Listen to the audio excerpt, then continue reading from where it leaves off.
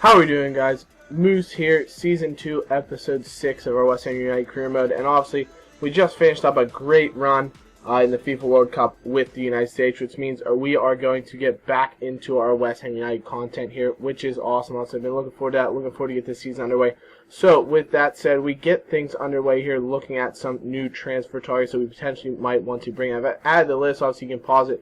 I know it's sped up a little bit here if you want to take a look at the list and see what players we have brought in to continue to take a look at. So, I put in a bunch of inquiries for these players, guys like Danny Ings, Carrasco, Volland, Rafa as a good winger. I've actually been looking, obviously, I think we really need a winger, someone to sort of bring in behind Jarvis. Ravel Morrison can play wide. Downing's obviously retiring, so we have a few players that we really need. Also, we need a striker with guys like Carlton Cole.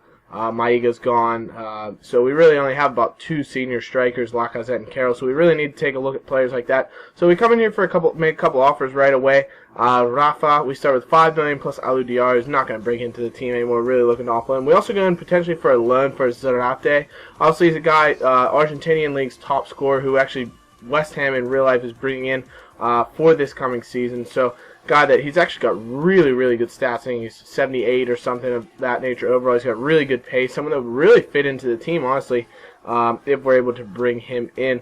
We also make an offer here for $500K and Carlton Cole to try and potentially bring in Danny Ings. He's a little cheaper option. Obviously, he'd be more of a third striker, where Sarate could actually compete for the starting job, obviously. But our inquiries for Bruma and Lallana are huge responses. Not a chance that we're going to bring them in. So from there, we have to see what we could potentially do. We get a couple offers for Ravel Morrison. We're really not looking to sell him unless I get an offer of double digits at least from like a Barcelona or someone. There's not a chance we're going to sell him. I kind of want to make a rule for this career mode that if we get offers of players from Barcelona, Real Madrid, Bayern, things like that, we'll probably let them go if they're the kind of player that would make that kind of move. Obviously, we got an offer from Bayern for Andy Carroll, but they only offered $10 million. So if we could get them up to a certain amount, mixed with the fact that it's a really good club to go to, we potentially do that. So instead, we go in for an offer here with Rafa of $5.5 million after they said they're not interested in Diarra.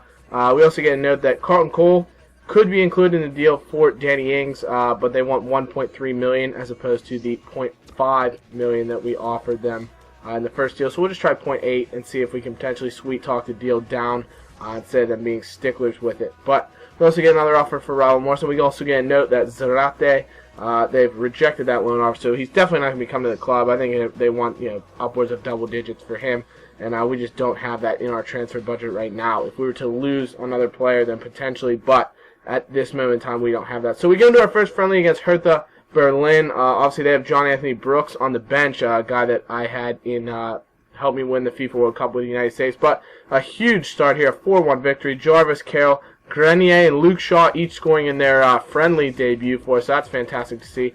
Another offer here for Benfica, trying to swoop in for Ravel Morrison. You're just going to see people coming for Ravel Morrison this entire episode. There's not a chance that we're going to let him go. But that said, doesn't mean teams aren't going to try. So Carlton Cole still on the offer sheet with trying to get Danny Ings, but 1.3 they seem to be sticking with it. So we'll see what happens here.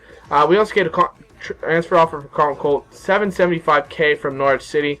Obviously, that'd keep him in the Premier League, so good for him if he's able to go there. But we figure we'll counter it offer up to $900K and just see where we can go for there if they are interested in that deal. Potentially, it would be huge. We'll take the funds and then use it potentially for an offer for Danny Ings. But we get our note back that our offer for Rafa has gone through. He's a right winger. He's actually really good. I think he's somewhere along the lines of he's really high potential, which is awesome. He's got great pace. He's almost like a Matty Jarvis, except he's not as good at crossing. He's actually a little better at finishing. So he's kind of a guy that we could use in a similar role that Jarvis employs right now. He'd really fit right into the club and sort of be the aid in waiting to Matt Jarvis, be the guy who could spell him, could play on the right side, obviously, and take over for Downing, but he could also play if Jarvis were to go at some point. We would have Rafa there in the background. So potentially we could bring him in. We also have another friendly here, obviously. We got the full team in there just to see how things would potentially turn out. We start out going down 1-0 to a goal by Kone. Jarvis comes back with a goal in the 32nd minute. As we get forward here, we actually get a goal in the 89th minute from Winston Reed to win that friendly for us. But We get a couple notes here. Also, we get a U squad report. Josh Maloney, look at him. He looks fantastic. He's going to be a star for us. But we figure we're going to go in for an offer here and sign him to a senior contract. Obviously, he's only 16 years old. But we're going to sign him to a senior contract, potentially get him in for a couple games. Maybe some cup games, just see what we can do to break him into the first team. I'll put him up for a loan offer, but we'll see how things go. But we get horrible news here. Adrian suffered a torn hip flexor in training, which is huge, as we don't really have another tested goalkeeper. We have Steven Henderson, who is 70 overall, not really looking to grow anymore. And then we have Rafael Spiegel, who's 58 overall. He's your third goalkeeper that you're just going to have on the team. So we really don't have a goalkeeper right now for 6 weeks. So we'll have to rely on Henderson and potentially see if we can sign one just on a short term or 1 year or something just to help us out. But we get the offer going through for Danny Ings with Carlton Cole as a part of it. So we decided to go for a contract offer for Danny Ings, but it might not go through because of that Norwich City deal. So we kind of have to wait and see what we can do for Ings compared to Carlton Cole and see if we have to adjust based on that.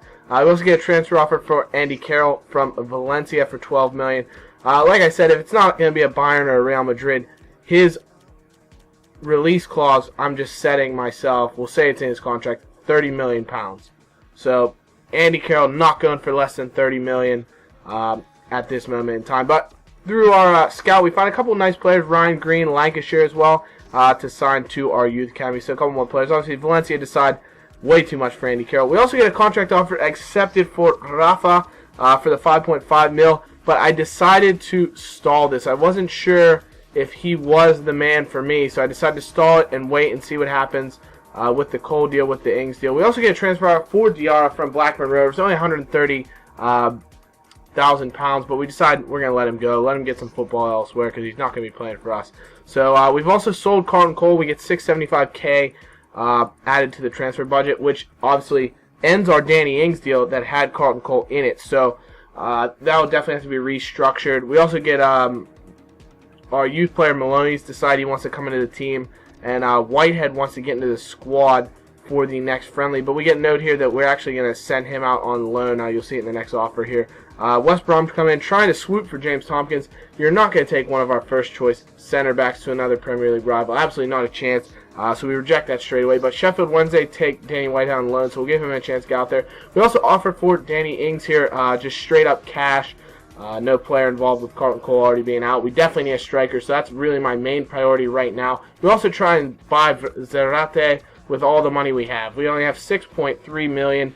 So we start at 6, they want 10, and we'll see what they reply with. But Kasper Schmeichel, like I mentioned actually in the previous season, I could have signed him on a free transfer. I probably should have, because we would have had him to help fix if this situation were to happen. But we try and come in for a short loan with Leicester City just to see if they'll let us have him for a few weeks, enough to handle some games in the Premier League. But we shall see. We also get a 2-0 victory against Empoli.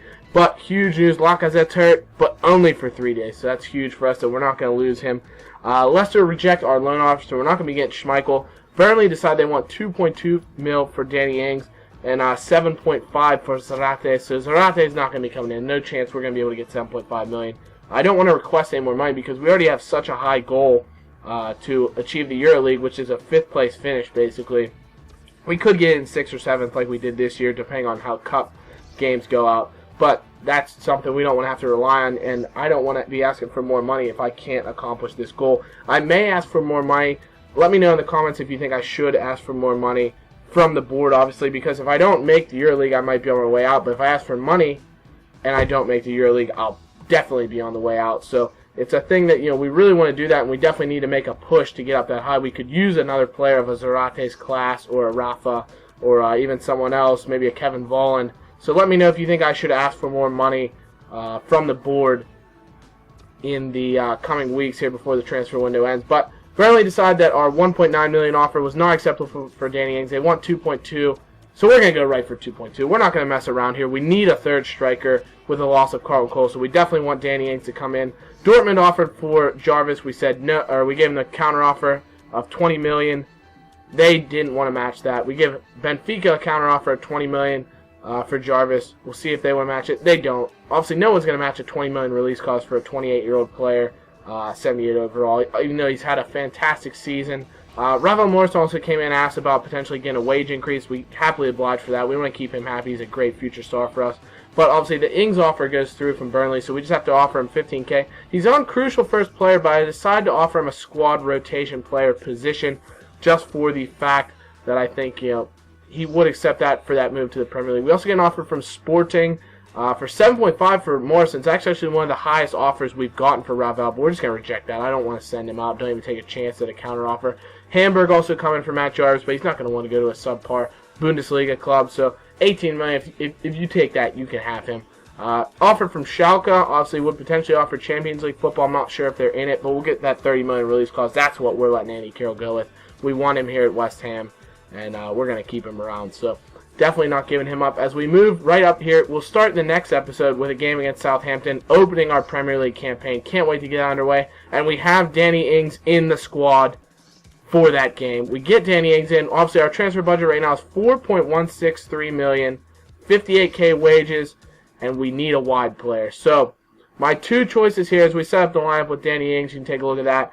My two choices are Rafa, who obviously you've seen in this episode, and Joshua Gatt, who I hope you guys have gotten familiar with in the United States career mode, not career mode, but the World Cup playthrough episodes. Obviously, Joshua Gatt was huge for us in those episodes. He's got unbelievable pace. I think 93, 94 pace. He's really good, plays a lot better than his ratings, but obviously Rafa has the higher potential and greater technical ability. So leave a comment letting me know who you think we should go after, either Rafa or Joshua Gatt, in the comments below. Thanks, guys. Leave a like, subscribe, and we'll see you in the next episode with our opening game of the Premier League season and some more transfer action. Can't wait to get underway. We'll see you then. Bye-bye.